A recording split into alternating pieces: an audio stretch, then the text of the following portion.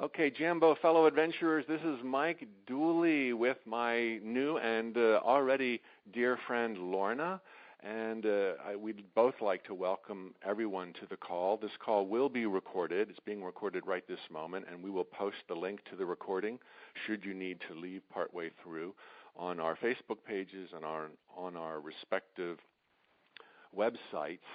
This call is kind of a celebration and a thank you to the many, many thousands of people who purchased my brand new book, which is now out, called The Top 10 Things Dead People Want to Tell You. And it was among many other goodies and gifts, 8 other bonus gifts. If you are one of those people who purchased the book, I trust that's the case. It's not too late if you haven't. But you can, if you haven't already, send your online or scanned receipt to gifts, GIFTS, at tut.com, TUT.com, and you will get the remainder of your bonuses for buying the book, The Top 10 Things Dead People Want to Tell You. And the tie-in for you listeners is probably rather obvious. I've written a book that goes beyond the realm of time and space and speaks to perspectives and experiences that, if I may be so bold as to say, I know await all of us, and I explain my knowingness through intuition and intellect in the book. I was in London 2.5, 3 weeks ago speaking at an I Can Do It conference for Hay House, and so was Lorna Byrne invited there, and that's how we met.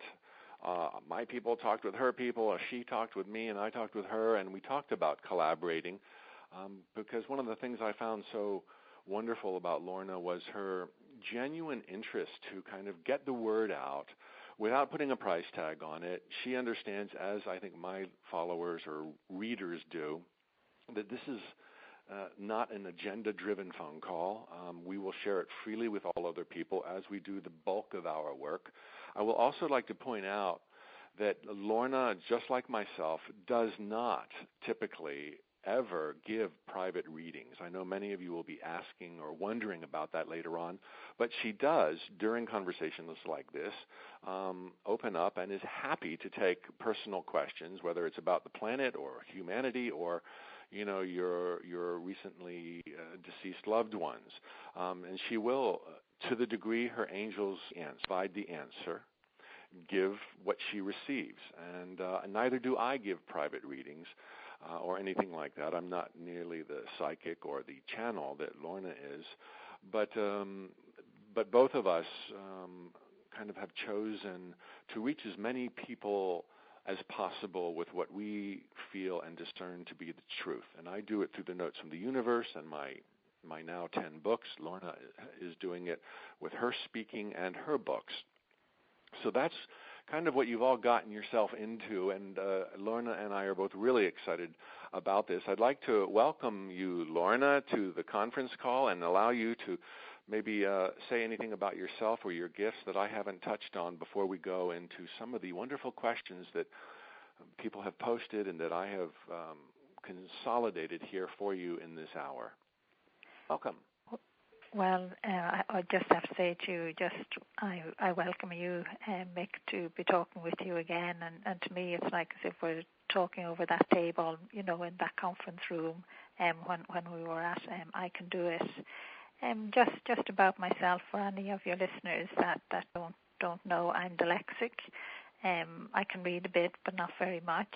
And I see angels physically as I would see someone else. And I do a lot of talks around the world, and I have written 4 books, which is Angels in My Hair, Stairways to Heaven, and from the Angels, and of course my recent book, Love from Heaven. I'd really like us to get into our chat together because I think that's the most important thing for the listeners. Great. I am all for that. And I'm going to, again, as I alluded, I have synthesized some of the really great questions that were posted on your Facebook wall, on my Facebook wall. Thank you all for asking those questions. I wish we had the time, and perhaps with subsequent communications we will have more time, but I wish we had the time for all of them. But to kind of cut to the chase, I saw echoed in my own greatest question, and I think as a teacher I want to ask you this question for the benefit of everyone. Okay, I was always go ahead. vexed by the idea that we have angels, totally accepting that we do, whether they're angels or oversouls or loving guides. The nomenclature is completely unimportant to both Lorna and I. But you've seen them, you've talked to them, where I have always just wondered or suspected that they're there. They seem rather silent. I haven't asked for them to make a demonstration. I've learned that from you. But I kind of was always put off by the idea, this sense that I have, that we are here to kind of learn of who we really are and what we can do with our time and space, our divine nature and heritage. That's why we're here. And I've always felt, therefore, that the angels aren't allowed to interfere, that they really can't do anything, because if they helped make some of our positive thoughts become things and they diffuse some of the negative thoughts, then we would never learn of our power, because if something wonderful happened, well, maybe it was us or maybe it was our angels.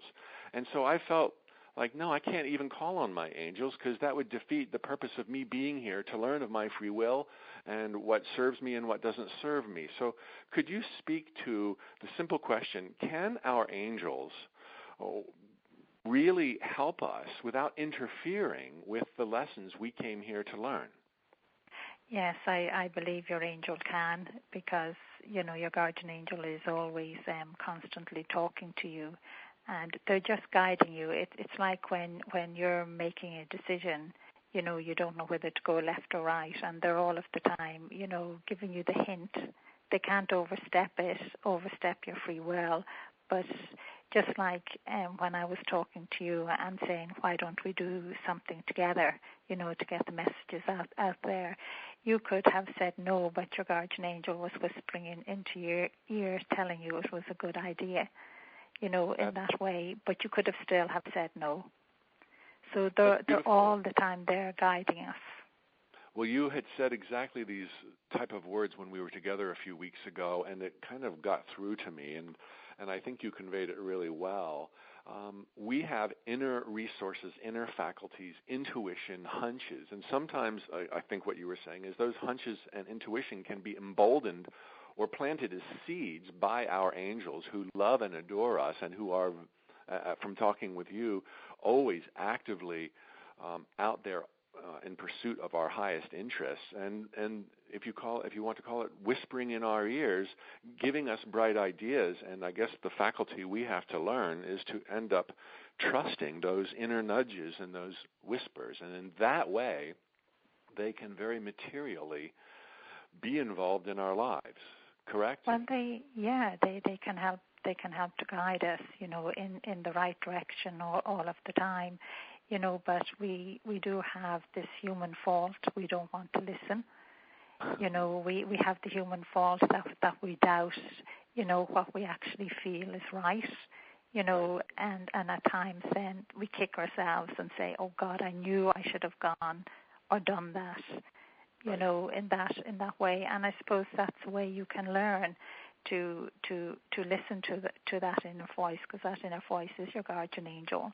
You know, trying to help you to make your life a little easier for you, but you have to experience life, and as I would always say, you know, life is about living. It's about going through life, going down all those different paths, you know, and enjoying as much of it as you possibly can, but to listen the best you can, and not to be doubting yourself. Your guardian angel never wants you to doubt yourself.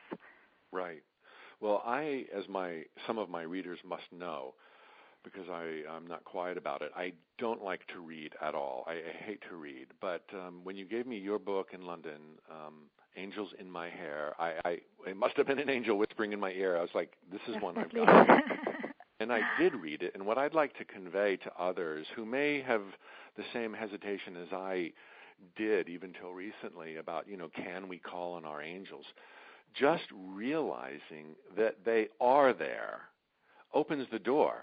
Because if you think, well, I can't really ask, or maybe they're there and I'm sure they love me, but I have to make my own decisions and learn life the hard way, you close the door. So I would say to those listening, you know, read Lorna's book because it put me in a new orbit with regard to understanding, if you will, for lack of a better word, the supernatural loving energies that are around every single one of us. And it only makes intuitive sense that we would have that kind of love, that support, that kind of spiritual family rooting for us on the bleachers.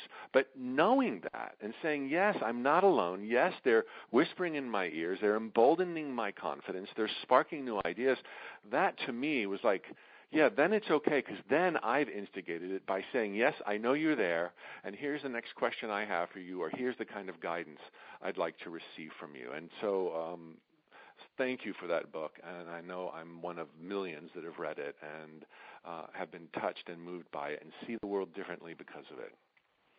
Well, I'm delighted you read it, and it helped you to open that door that you already had open, but open it wider. That's what I'm being told to say to you.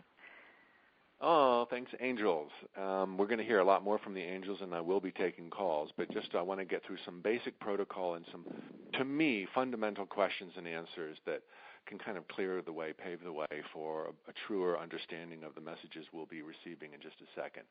But I'd like to ask, because this is a deep synthesis of many questions. You know, angels, Lorna's angels, our angels who are communicating with Lorna right now, what might be the main thing or couple of things that most every guardian angel would want to tell their person? Because we know, and your book shares, it's not new. Everyone has, and this might be new for some folks, everyone has right now on your shoulder, standing behind you, towering above you, a guardian angel. That adores you, that is there for you. Lorna can explain what they are in just a second if more needs to be said. But because our minds or ears, perhaps to a degree, have been closed during these primitive times, spiritually speaking, these angels probably have a message or two that's probably kind of general that they would most like to blurt out or send to us in an unmistakable way. What would the one or two messages be, Lorna, from a guardian angel to its quote-unquote person, which kind of is a funny way to put it, but what would that message be? Go ahead. Well, I'm being told at this very minute that message from everyone's guardian angel in the whole world, every human being, is that they want you to believe that they're there with you. That is what they're saying. Please believe we're here with you, and we never leave you for 1 second, and love you. And they're just asking for you to listen. What are our guardian angels? Are they our greater self? Are we one and the same? Are they different from us? No. What is an angel to begin with? An angel, the only way I can explain that, an angel is a creature that God created. You know, it's like at the beginning of time. Way back, and he created them all at the same time, and no other angels have been created since. So it's really very, very hard to explain. They are a spiritual being, and they give a human appearance within themselves, and only for they give that, I wouldn't be able to describe them. They're very, very beautiful. Are they assigned to us? How are we matched up? Or are we an extension of them, or where does that happen? No, you're not. Actually, no, you're not an extension of them at all. They're completely separate from us in every way. And yes, in one sense, they are assigned to you from the time that God had made your soul, and your soul was in heaven, and you, as a soul in heaven, met your guardian angel. And you stood in front of God at one stage before the time before you were conceived to be born into this world. And you knew everything about your guardian angel then. You know, the love and, you know, and the connection between you was made at that moment. And your guardian angel came with you at the same time that your soul was sent when you were conceived. Wow. And has never left you for 1 second. Now, I could say a lot more, but you know the way you want to keep things a little short. Oh, wow. So it knows. Well, not my request, but I think that'll probably serve us. And it does lead to a lot of other questions. Excuse me? It knows everything about you, and Yeah. you know everything about your guardian angel. So they just want us now humanly to believe they're there. Okay, so I want to turn this over to questions right now, and then I want to jump back in and follow up on some of those thoughts. Listeners, if you'd like to ask a question, the way this works is if you now, and hear this through, I'll say it twice, it's very simple. If you want to ask Lorna's angels or the angels a question, or your own angel a question who would be able to relay it through Lorna's angels and through Lorna herself, please, on your telephone handset, press 5 star. That's all you got to do. Press 5 star, and on my monitor, I will see your hand being raised, so to speak. And let's see. Okay, someone has a phone number that ends. I'm going to read the phone number for the hand that I'm choosing. Let me see. Okay. The phone number, oh, well, no, I won't do that because that could be a problem with privacy. But 619-825-84, shoot, I won't read the last digits. Does somebody's phone number, not including country codes, begin with 619-825? And if so, say hello. Okay, now say hello. Oh, hello. What's your name? Hi, my name is Sylvia. Sylvia, Lorna is waiting for you. Go ahead with your question. Hi, Sylvia. How are you? So much. Hi. Yeah, I would like to know if I'm so nervous right now. Okay. Don't be nervous. Go ahead and ask your question. I think that I might not be alone in this opinion or in this experience. I've been trying to contact particularly my mom, which I think that she might be around. She passed away 26 years ago. Okay, so sorry. Yeah, thank you. And sometimes I establish a dialogue with her, and I go into a world that I know exists on Earth, my world, but it's different from the one that I live in every day, which is talking to somebody who I cannot see and incorporating it into my daily life. And if I continue doing this every day, I know it's a nice world, but I'm scared that I might go crazy. I don't know. How can you combine that, please? And I would like to know if you think if my mom wants to tell me something.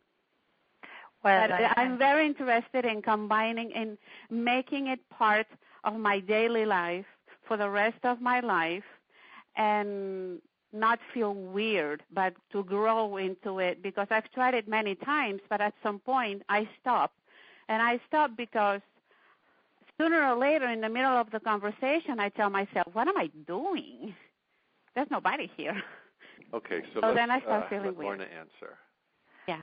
Okay. I think actually that's all right, especially if you're talking to your mom, or your guardian angel. But you have to keep your feet firmly on the ground, and don't, what would you say, talk to your mom silly. She would say that. She said you talk to her about what's happening in your life as you would your guardian angel. And again, just listen to the answers because they are there. Your mom is there around you. She's a soul, and yet she's in heaven, at the same time. So she's been trying to help you all your life and the rest of the family as well. So it's actually quite okay to talk to those that have gone home to heaven before us. There's nothing wrong with that. And as far as blending the worlds, that part of the question? That's okay because that can be, once you don't overdo it, it's something really personal for yourself between your mom's soul or even when blending the worlds together when you're talking to your guardian angel or even when you're praying, depending on what faith you are. we're blending the worlds together, and they're the words you're using. That's okay. It doesn't mean you're crazy or anything, because everyone does it. Yeah, and I think maybe a turn of phrase here would be to expand your world and not see them as two different worlds, and just gently do that. Exactly. Yeah. I'm going to take another quick question. So I've muted Sylvia just now. So Sylvia, peace and love. The phone number that ends in 2120. I see your hand was raised. 2120. Are you there? Yes. And what is your question for Lorna and the angels? I just wanted to know if my angels and my parents have any message for me. I'm not actually being given a message. I'm just being told to ask you, what would you like to ask? If there's something quickly that you would like to ask. Your mom and your parents are fine, and your guardian angel is right there with you. Is there anything they would have me do that I'm not doing? No, I'm not being told anything like that. So I have to be very honest with you. Okay. Okay. All right. Well, thanks for calling. Thank you so much. Okay, bye-bye. Okay. Let me ask a few more questions, and then we'll shortly go back and ask others, give others the opportunity to ask questions. But you talked in that message, and you write in your book about souls, meaning people who have lived in time and space as we live and who've gone to the other side, and you've differentiated them between the angels. Can you clarify? A soul is your soul, my soul, and those that have died before us, that have gone to heaven. Everybody's soul is that speck of light of God. That is what I was shown, and it is so tiny. It's just like a spark, but yet it fills every single part of our body, and it's that part that doesn't die. And a soul can be in heaven and yet with us at the same time. It's just something that happens. But an angel, like your guardian angel, loves you unconditionally. And one very special thing for a guardian angel is that it is all the time in the presence of your soul. And that's another reason why it never leaves you for 1 second, because it's the gatekeeper of your soul. Your soul is that speck of light of God, and I know millions of people around the world haven't actually grasped that. It is actually incredible, and your soul is perfect. It is your human body that is imperfect, but yet sometimes when the soul, just like my husband or sometimes a friend, and their soul would come forward, it would give the image of the human body within the soul, but it would be so different than our human body in another way, because it would be so perfect. Can souls and loved ones who have passed on help us in the way that angels help us? Do they whisper to us? Do they follow us? Do they adore us? They do. The soul of a loved one that is gone just loves you. Even if you had a row with them, or you thought they didn't like you, or you thought bad of them, or you thought they thought bad of you. Now, when somebody dies, their soul loves you unconditionally, and all of what we would call the negative things are gone. And yes, the soul would be around a person to help them, because you can feel the presence of the soul of a loved one or a friend, or more than you would any angel, because that person lived, that soul lived in a human body, and for some reason we can feel their presence much, much easier than we would an angel. And you said to me and in the book that you see souls differently than you see angels, generally speaking, correct? Yeah, I'm actually finding it extremely hard to describe the soul. I really can't. Even when I say the soul gives that faint image of the human person within it, because the soul is that speck of light of God, and that's indescribable. I'm just using a spark, a speck, a light, but that light is so incredible.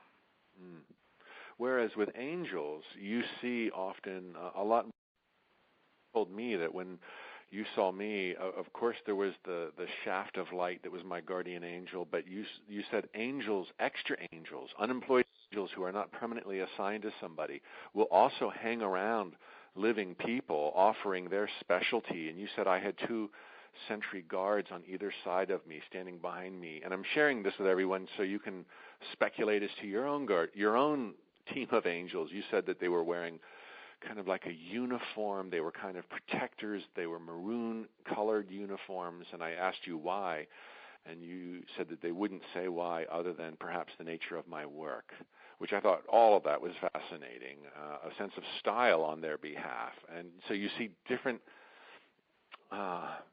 things for every type of angel. They dress to the occasion, so to speak.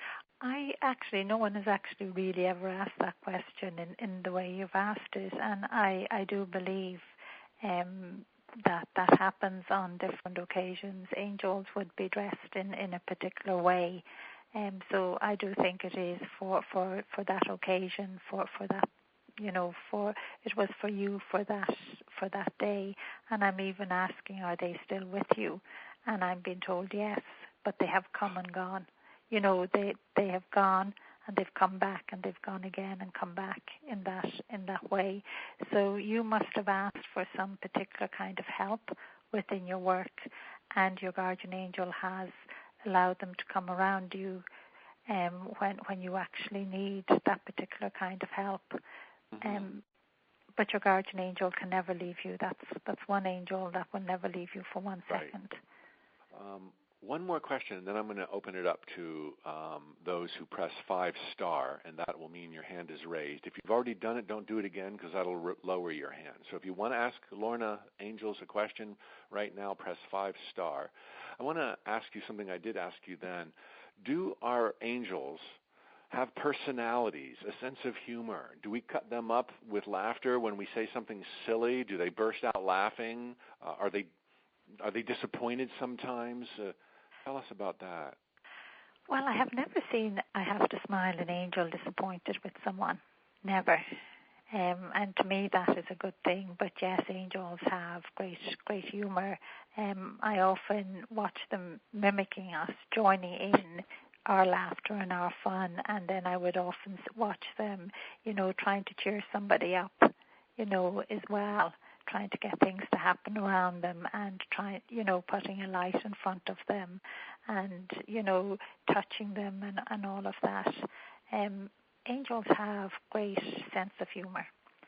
Now, they can be very serious as well at times, but they do have great sense of humor, and that's one thing I do like about angels, and even a person's guardian angel. It does have a sense of humor, but they can be very serious as well. Do they laugh like we laugh, like unexpectedly happens? No, not like we laugh. Sometimes when I hear an angel laugh, and when I'm allowed to hear the laughter, it's actually like thunder. It's like only for, I think, they turn it down, it would burst my eardrums. Oh my gosh, very cool. Okay, so somebody has a phone number that ends in 1990, 1990. If that's you, please say hello, your name, and ask. Hello. Hello. And hi there. Hello. What's your name? Hi, my name is Denise. Hi, Denise. Go ahead. Hi. Thank you, Mike, and thank you, Lorna, for having this show. It's really nice. And I have a question, Lorna. Do our pets have guardian angels, too, the way we do? I know you're going to be disappointed if I say no. Okay. Because I have pets myself. I have my rabbit and my dog and the wild animals as well. And I often give out to the angels for them not having individual guardian angels. But animals don't have souls, so they don't. But yet I see loads of angels looking after them as well. But we're meant to be, as human beings, the guardian angel, to nature as well. We're meant to be looking after the animals and nature in that way. And maybe another part of your question, I know you didn't ask it, but if we love an animal, now I mean really love it, I know if it dies before your time, which which will happen, at some stage. God will have that animal in heaven for you, but it's. Well, I only asked because I never had a pet in my entire life until about 10 years ago. I had a cat, and I never knew you could have such a bond with an animal. And I had to put him to sleep a year ago. Oh, and I'm so sorry. But he visits. Thank you. He does visit, and yes, I just was curious. That's right. Yeah. I was curious as to how, and what, I mean, they operate on their own plane, I guess. But, the bond was so strong, and I was just curious. I don't know if, I just wanted to know, how that worked with angels, and, my angels spoke to his angels, but now I see they don't. Your guardian angel using your cat that you loved, so much to help to guide you through life, to help you to listen, and to help to make you feel happier and better within yourself. Well, I do have to say that cat brought me the gentleman I'm now seeing for the past 3 years. So I think that was his purpose. Okay. Well, thank you so much, Denise, for this question. It was a question that many people asked on the Facebook pages. I would like to just chime in. There's a chapter in my new book, the Dead People book, that is strictly on animals and a distinction for pets and dolphins, etc. I think maybe Lorna would agree they are angels in their own kind of way in our life, and I would say it's my view that they do survive death and that they don't ever just disappear. I agree they probably don't have a soul. They're different than us. It's a different adventure. But that cat adores you and will always be a part of you as long as you remember her, and will never dissolve or cease to exist. Is that okay with you, Lorna?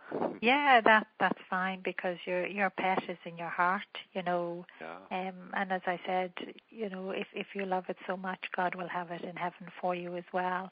And the angels, often use pets to help someone. Because on occasions, even my dad, when we had a dog as a child and it died, at times I saw it with my dad walking beside him, and my heart as a child used just to go out to him that way. And sometimes I would see my dad sit down, on one of the rocks by the river, and sometimes it was like as if my dad, put his hand out to pet the dog that wasn't there. Oh, wow. But it was in his heart. He could feel it there, and I know his guardian angel was just helping him, it was just, it's a normal thing. And I know someone who has no pet or doesn't like animals very much, it's very hard for them to understand that when someone loves an animal dearly and they lose it, they grieve really very hard. Oh, yes, I know. Okay, let's get to the next questioner. Your phone number ends in 1903. 1903. Go ahead and introduce yourself and ask the angels a question. Wow. It's really interesting because my question was answered, but thank you so much. Okay, so you'll pass. Okay. Wow. All right, so the phone number that ends in 238. 2328. Can you hear us? I've just unmuted you. Oh, that's me, but I didn't think I pressed anything. You got it. You got it. Maybe my guardian angel pressed it for me. What's your name and question? My name is Karen, and I guess I've been thinking this question so hard it must be manifesting. I have my oldest daughter is 24, and she suffers from mental illness. And I just wanted to know if there'll be any progression for her coming soon, hopefully. She's a highly intelligent, beautiful young lady, but her mental illness is just holding her back, I think, from living a happy, joyful life. Okay. The only way I can answer that question for you is, when you started to speak and you mentioned your daughter, I was asking, will she become happier and more fulfilled within herself? Because the important thing is that she feels that way and at peace within herself. And I am being told yes. And I have asked another question, will she get out of it fully? I'm being told it will be, what way would I say it, something that she will have to carry, but she will start to cope with life much better. She is very bright and very intelligent, and I'm being told she can do it, in that way, and that you, as a parent, is giving her great support. And, she loves you very much, your daughter does, even though at times you might find that hard. But I will pray and ask. So whatever you can do to help her, I would say to you, keep working on it. Great. Erin, thank you. Thank you so much. Okay. Yes, thank you very much, God Lorna. Bless. Okay, bye-bye. Bye now. Bye now. Okay, I just muted myself, but now I'm back, right? Okay. So thank you, Lorna and Karen, for your insights there. A couple questions now that I saw on the Facebook walls. Some people, because there's lots of wisdom and intuition out there and other books as well that they may have come across, they're aware that we can communicate with angels. And one of the questions was, how do we know if the guidance we feel or think we're receiving is really our angel or just our own thought process? To me, actually, that's quite simple. One thing you have to remember is that your guardian angel will never ask you to do anything wrong. Won't ask you to be mean or spiteful or to harm someone or to take something that doesn't belong to you. All of those things, and that's how you know. That really, really makes it very, very clear if you sit down and think about it. But if somebody says, should I move to Cork or should I move to Dublin, is that something that they have to decide themselves, or can they ask their guardian angel? How would they know it's the angel versus themselves? Well, they can ask, and what they have to remember as well, whether it was Cork or Dublin or whichever one that was really resonating within themselves. Mm-hmm. That is the one that your guardian angel is telling you. The other one is the human one. Your guardian angel is guiding you in that way. As I said before, sometimes when we give ourselves a kick and we say, "Oh, I knew I should have done that." Mm-hmm. That's a way to learn how even with the little things every day.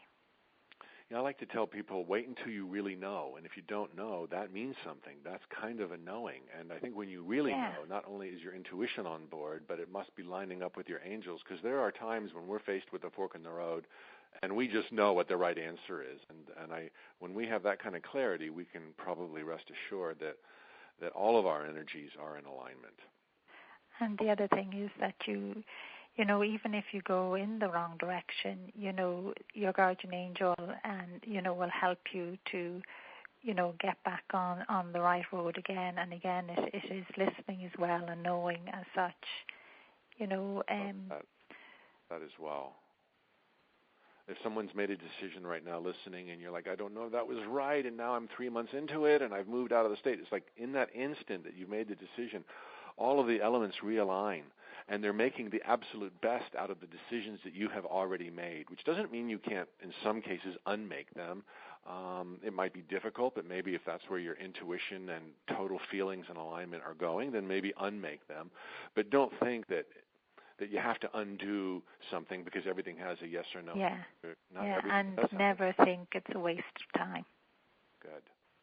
Okay, a lot of people wanted to know, is humanity on the right course, or are we so terribly off course, I don't know what, but we're about to self-destruct. I think this is what 2012 was all about, but what are your angels' take? What's their perspective on the adventure of our collective conscious energies on planet Earth right now? Are we waking up? Are we waking up in time? Is there anything that they would like to shout out to us? Well, I think the angels would like to shout out to us a bit more, wake up a bit more. We are waking up, and I would love us to move forward a bit faster.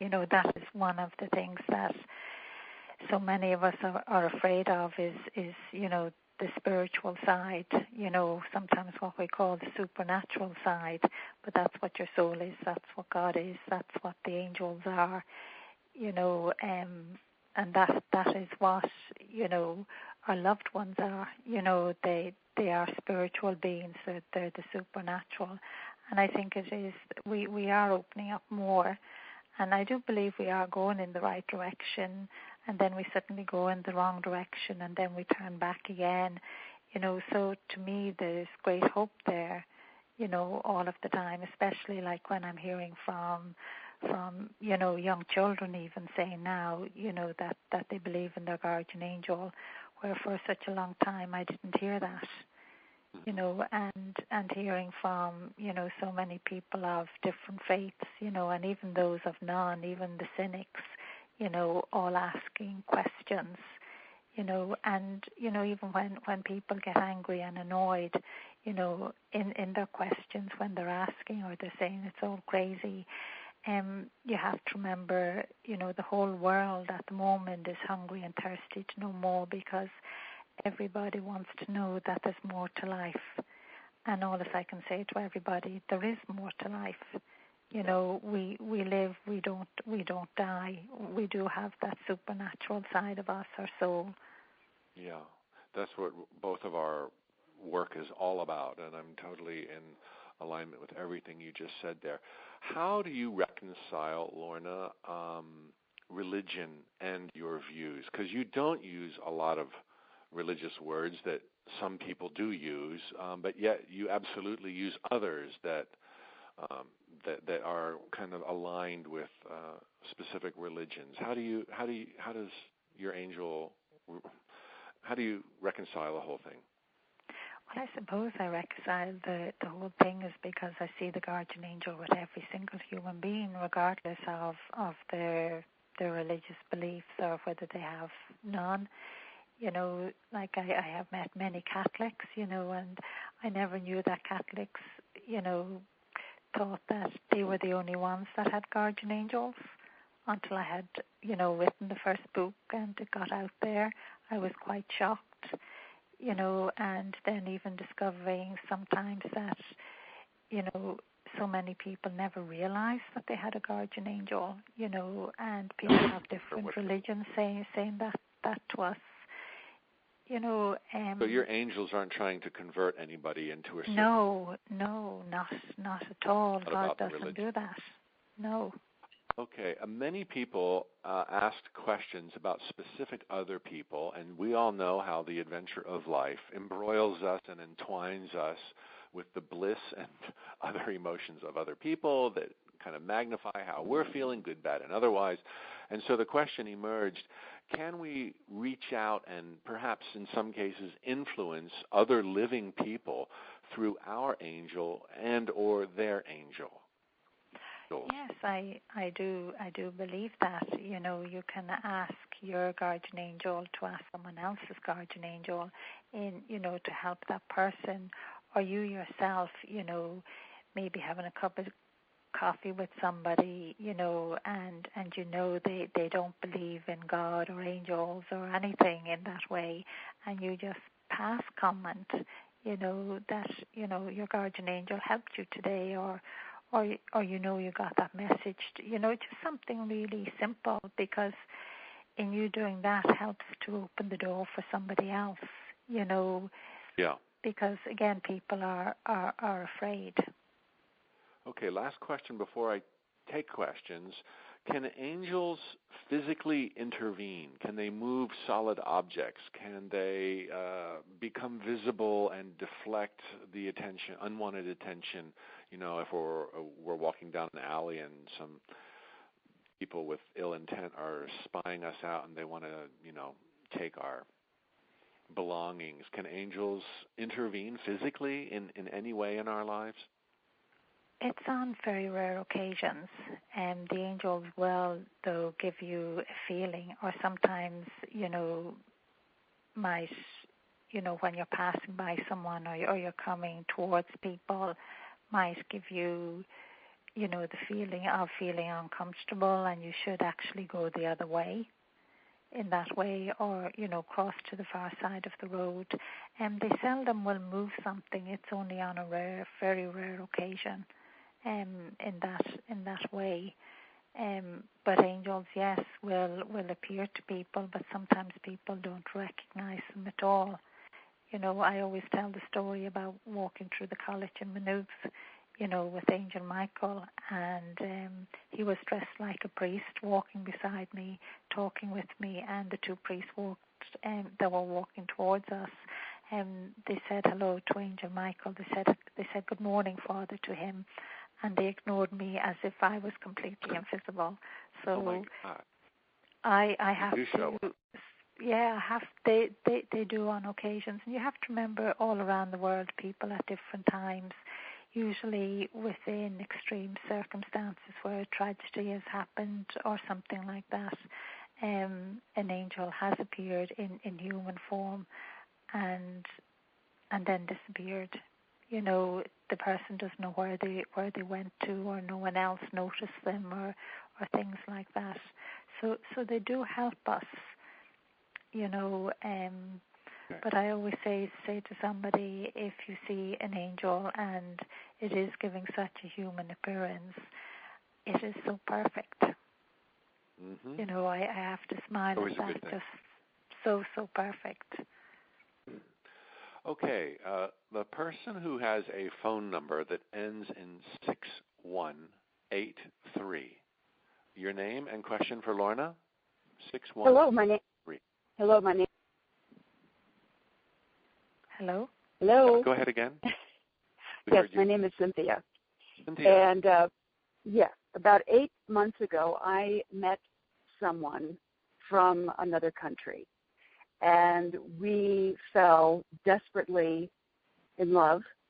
We both feel like we are twin souls. And when we are apart, we feel like our souls have been torn apart. And we can't obviously be together because we live in different countries. And I've been asking for months why something like this would happen.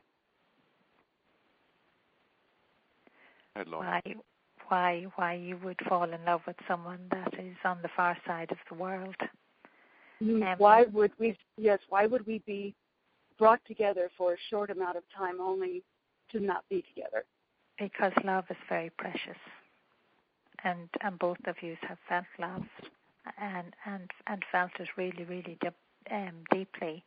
It is something that loads of people would say to you, millions of people, that they have not experienced love like that. I'll pray and ask that somehow you will manage to get together. Wow, that's profound. Does that help you a bit, Cynthia? Thank you.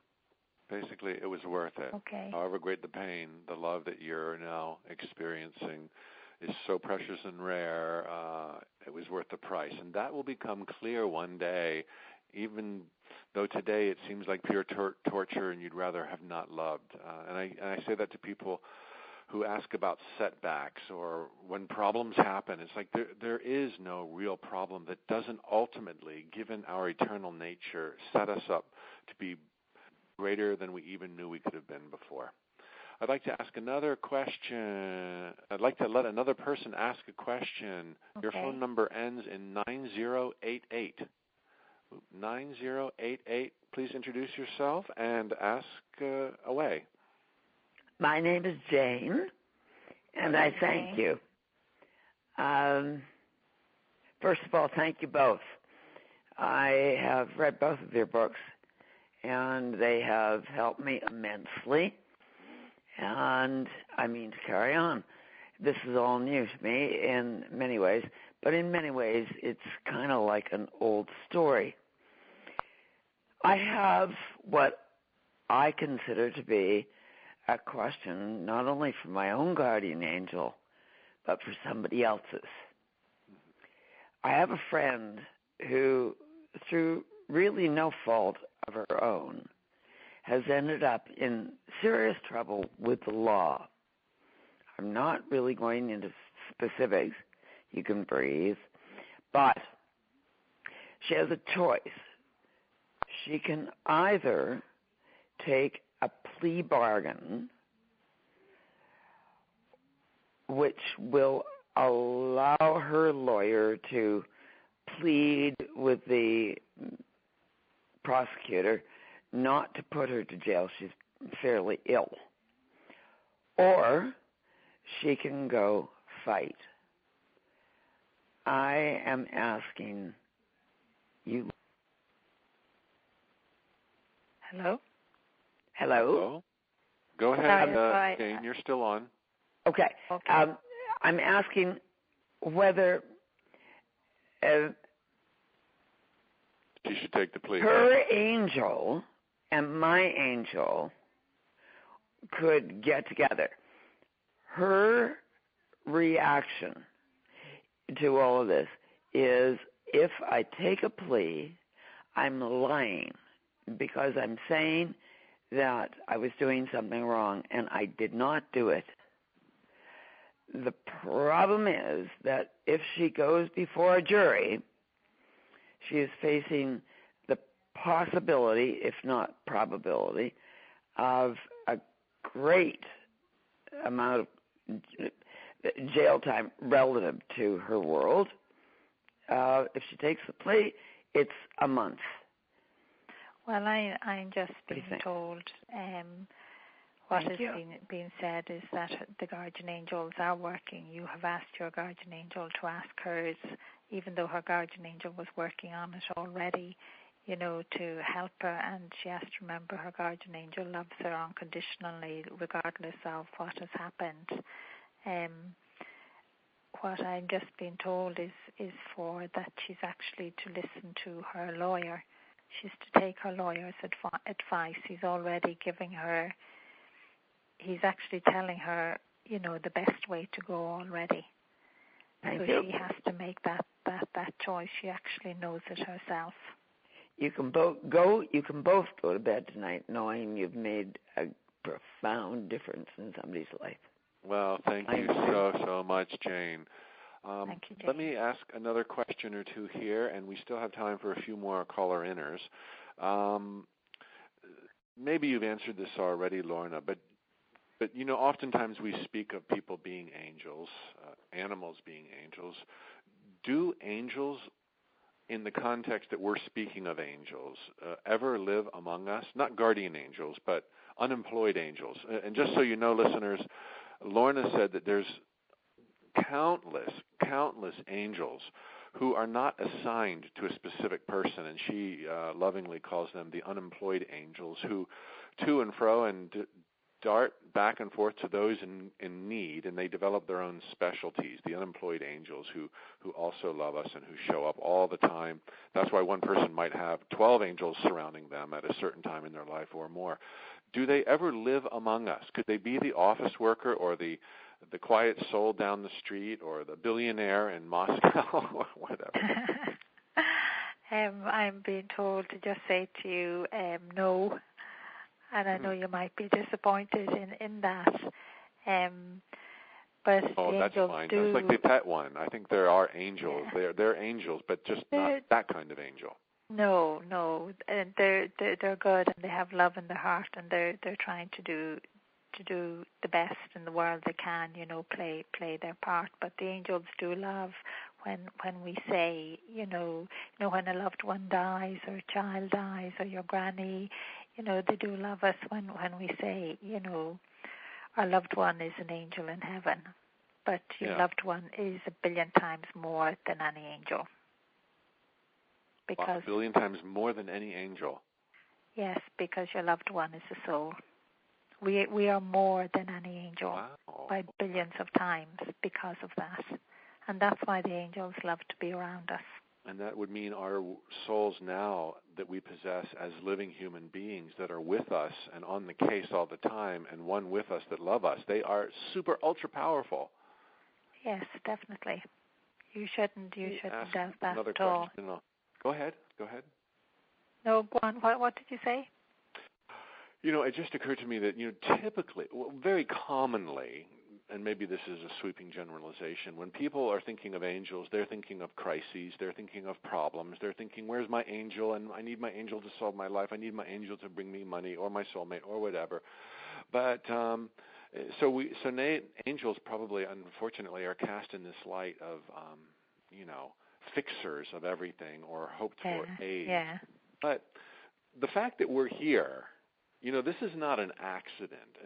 We're all we're all spiritual beings, human beings are, mortal beings, or whatever anybody wants to call us. We are here, and that's not random, and that's not an accident. It's not by chance. It's meticulous divine intervention, I would say. What would angels say is the reason for the adventure of life? What's the point of it all? I mean, it's not like we just create messes and they come and undo it, or they teach us how to undo it. There's got to be something bigger, cooler, funner, happier, sexier going on in every single life right now. What is that thing? What's the reason? Why are we here? It's a very big question to answer, and it's one everyone searches for. And the only way I can partly answer it just now for you is that, when God created everything, when He was finished creating everything, and for some reason He fell in love with us. We were human beings. Lovable. We didn't have. Yes, He fell in love with us, and I one would say why, because we are so imperfect, but because of that He gave us a soul. And that is what has made us so human. That is what has allowed us to love and to care, and to want to protect each other. But as well, I suppose it's part of what has made us to hate as well, and to be jealous, and to want revenge in that way. I know we wouldn't be the human beings we are only for we have a soul. I believe we'd be worse than any animal within the world that we know, because then we wouldn't have any love. We wouldn't feel love within us ourselves. We wouldn't have compassion. And I think it is that God has done that for us, and the most important thing for us, and because of that, is to live life to the fullest, to do your best within this life. And your guardian angel can't, or neither can God, because we have that free will, that choice. We can make choices ourselves, can sort our problems for us. We usually make our own problems. But, some people would say to me, why didn't God make your life easier, Lorna? But if He did, I wouldn't be who I am today. And I wouldn't change my life for anything, because I have actually enjoyed it. And the thing is to enjoy your life, enjoy those ups and downs, laugh and smile as much as you can, and cry as much as you can. Just like the lady there who said, the man she had met, and they're in, they have fallen in love and they miss each other. Love is so precious.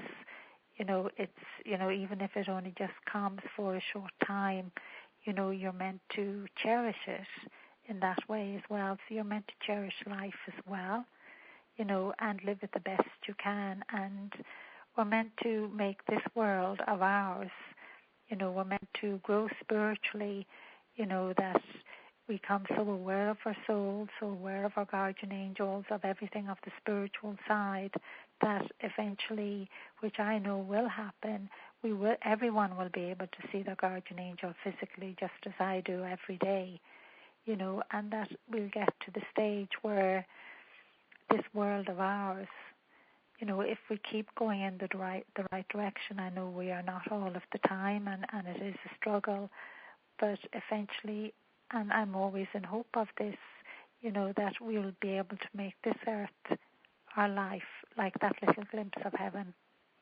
And I know all of that is possible, and there's great hope there, because we are striving to go forward. Yeah. I just wish we'd go forward a bit better.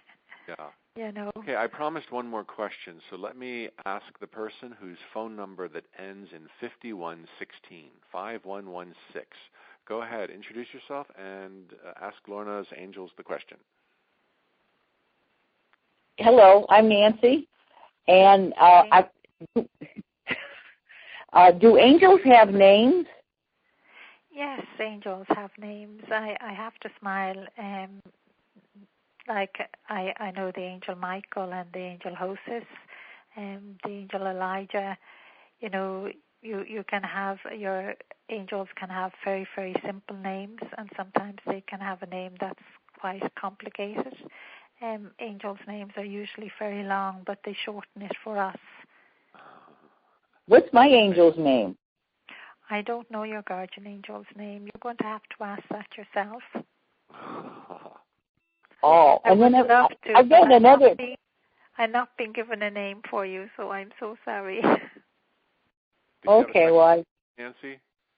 Yes, when my mom passed, we released balloons at her funeral because my dad's funeral was so sad, and in the balloon, my mom's name was written. Was that the angels or my mom? I'm being told that was your mom, that God allowed that to happen to help you because you're grieving so hard. Oh, it's a sign letting you know that she's fine, that she's in heaven, and she loves you. Wow. And she's met everyone else. Okay, because my sister and I both thought it written different ways. Yeah. Wow. Yeah. Well, thank you, yes. Nancy, for sharing that and giving us the opportunity. I'm going to go ahead and mute that line out, and we're going to go ahead and wrap up. I think the last bit you shared a moment ago was so powerful. I'd like to reiterate it, Lorna. I was going to ask you, and you answered the question, when are our angels happiest? When are they just beaming for us? And you answered that, I believe, when you said, when we are living life to the best of our ability as fully as we possibly can. And I think that goes in line with my mission. Thoughts become things. We are divine creators. Our dreams can and do come true all the time. And with the help of opening the door to our angels, we can have confirmation through intuition and hunches, or perhaps develop the skills that Lorna has developed where you can actually see your angels. Anything you'd like to add to that? Did I capture that properly, Lorna? You did. You captured that lovely. I would just say to everybody, just, thank you for tuning into Mick's show and listening and everything like that. And hopefully you will all go away realizing more, about your spiritual self, that part. And listen to your guardian angel. They're telling you they're right there with you. Wow. They are. And I've learned that, and you've helped open my eyes, Lorna. Thank you, Lorna. Thank you, listeners. We bumped close to the 500 mark in listeners. We will make this call recording available within a day or two. Best place to look is on the Facebook pages of Lorna or myself. Lorna, it was so much fun. I could ask you questions all night long. I've got a bunch still to go, so we'll have to do a continuation one of these days. Are you up for that? I am indeed, definitely. Great. Well, it's late right now in beautiful Ireland, 12:30 at night, 12:34. So I personally, on behalf of all of the listeners and all of our angels, wish you, your team, your amazing Jean, the happiest of sleeps, perhaps a big party where we convene in a place the angels will take us. And until we meet again, thoughts become things. Alley ho. Thank you. Thank you. God bless. Bye-bye. Bye-bye. God bless. Bye-bye.